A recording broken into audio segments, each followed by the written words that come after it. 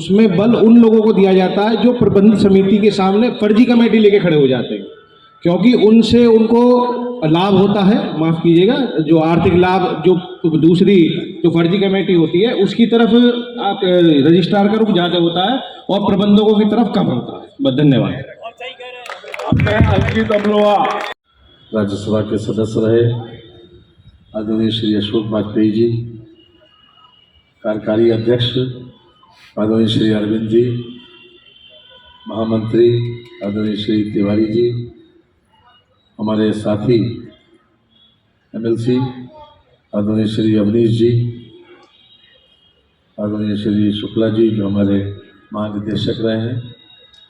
श्री वर्मा जी तथा यहाँ पर उपस्थित सभी प्रबंधकगण,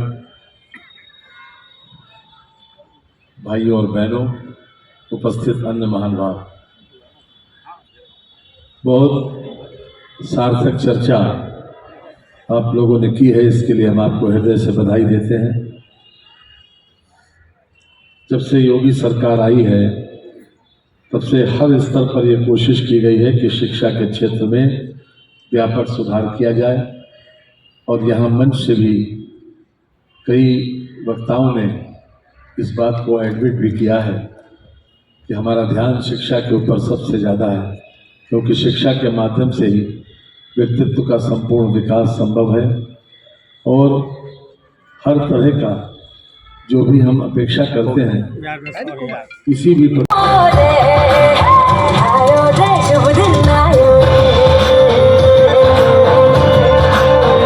हमारे विद्यालय प्रबंधकों के समक्ष समस्याएं हैं,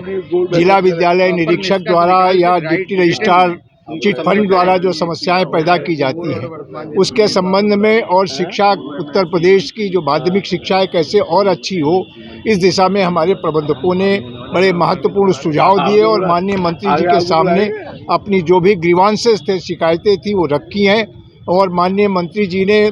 प्रबंधक सभा को आश्वस्त किया है कि जो मेरे विभाग से संबंधित बातें हैं उनका समाधान मैं तत्काल कराऊंगा और जो शिक्षा विभाग से जुड़ी हुई हैं उनके लिए मैं शिक्षा मंत्री और माननीय मुख्यमंत्री से बात करके उनके लिए भी कोई रास्ता निकालने का काम करूंगा। बड़ी सार्थक उन्होंने चर्चा का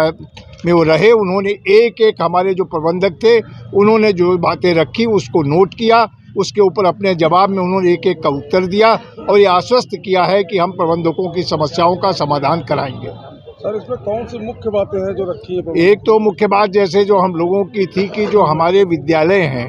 शासन ने शासनादेश किया कि अभी तक हमारी समितियां हैं और अगर उन सोसाइटीज़ को हम लोग ट्रस्ट में कन्वर्ट करना चाहते हैं तो उसके लिए अगर 4/5 साधारण सभा सदस्य जो है सहमत होते हैं तो ट्रस्ट में कन्वर्ट हो जाएगी और ट्रस्ट में कन्वर्ट होने के बाद सोसाइटी भंग हो जाएगी। लेकिन उसके बाद भी सोसाइटी को ये डिप्टी डायरेक्टर चिट फंड के कार्यालय में भंग न करके उसको बनाए रखते हैं और समय समय पर उसके माध्यम से तमाम फर्जी समिति का कोई ला के प्रस्तुत कर देता है और वो ट्रस्ट के सामने समस्या खड़ी करते हैं।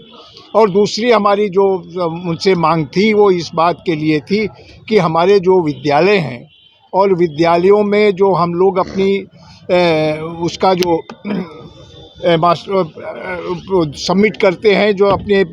साधारण सभा के सदस्यों की सूची, उसको सत्यापित करके देना होता है रजिस्ट्रार को, डिप्टी रजिस्ट्रार को, लेकिन वो सत्यापित न करके उसको इतने दिन तक लटकाए रहते हैं और उसके लिए तरह तरह के